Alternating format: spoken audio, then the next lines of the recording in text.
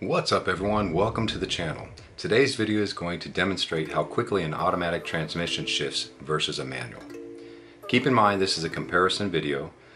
I'm not a professional driver, so the variance may differ from driver to driver. I'm about to show you two clips of me roll racing two different cars, both of which are not automatic and mine is a manual. Both clips are the same scenario. Both cars seem to be evenly matched up against me in the start of the race. It's a third gear pull, then I shift to fourth, lose some ground to the automatic, and then let off at the top of fourth. As you can see in both the clips, both cars I race with the automatic transmission never seem to lag in power. The first clip is a 2016 ZL1 Camaro with a 10-speed auto. The second clip is a 2017 Z06 Corvette with an 8-speed auto. Let's roll the clips. Alright, here we go. Camaro ZL1. Alright, here we go. Third gear. Pulling on him a little bit. Shift to fourth gear. Lost a little bit of ground. Starting to pull on him again. Alright, and then we shut it down. So as you can see, that was a pretty good race. Pretty respectable. My Pro Charge C7 Corvette with meth injection held up with them, you know, pretty good. So I can't complain about that. Alright, so now let's roll the next clip. Alright, here we go. Racing the Z06. I take off, third gear, hold nice and steady, hit fourth, lost a considerable amount of ground, and just never recovered after that. Man, that Z06 is pretty quick. Now it's kind of strange because that Z06 and also the ZL1 both have the LT4 650 horsepower. I mean, I guess it makes sense because if I was barely holding off the Camaro, which probably weighs about 3,800 pounds, you know, it's pretty much inevitable then, I guess, if I'm going to race the Z06, which is 300 or 400 pounds lighter, that, you know, he should have been able to take me. So I guess it all makes sense.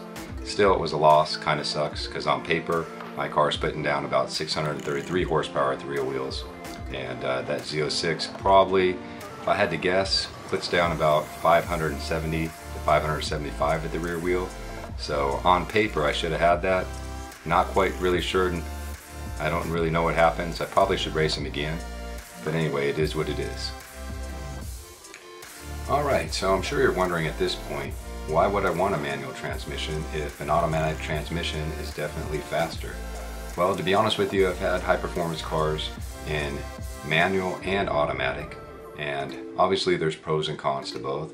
However, for the majority of the time, I really do like driving a manual transmission. It's definitely more rewarding, definitely more dramatic, and you get to feel the bursts of power time and time again every time you shift gears.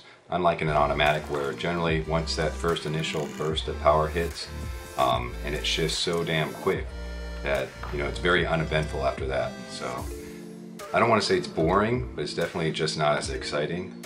However, there are several instances where having an automatic transmission would definitely be nicer.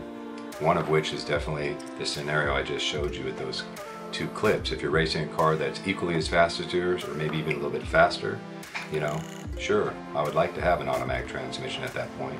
Or if you get stuck in traffic, you know, I mean, that really sucks. I mean, let's face it, if you're in a high performance sports car, stuck in bumper to bumper traffic, just barely edging forward, maybe just a few feet at a time, having a manual transmission sucks. And anyone that says anything different, they're full of crap, because I'm sure everyone would like an automatic at that point. Also for multitasking, if I'm trying to shoot some video or, you know, talking on the phone, you know, not actually holding the phone to my head obviously with Bluetooth, or if I'm talking to a passenger and just cruising around, at that point sometimes an automatic definitely would be, you know, more fun. Or actually I shouldn't say be more fun, be more enjoyable. That being said, if I ever did get another sports car, which I'm sure I will, I mean, I usually only keep my cars for a few years at a time. Hopefully I'll keep this one longer now that I've got so much money into it with the modifications. But yeah, I don't know. If I got another Corvette in the future, would I get the automatic? Definitely would have to think about it. There's definitely a lot of pros for that. However, I just don't want to fall into that same scenario I did before when I got rid of my C6 Corvette for a CTS-V that was an automatic transmission. I mean, I really liked it at first, but then I kind of felt like it was pretty boring most of the time, and I was missing my manual transmission. So, I mean, obviously for someone who drives automatics all the time, or they've already transitioned from a manual to an automatic and they really like it, I mean, it's a no-brainer. I mean, why would you buy a manual? But for me, gosh, I don't know. Maybe I'm just still a little bit old school, but I do kind of really like the manual transmission for a good portion of the time I drive the car. So with that being said, hope you liked the video. If you're checking in for the first time, please subscribe. If you like the video, please pound that like button, and catch you in the next video.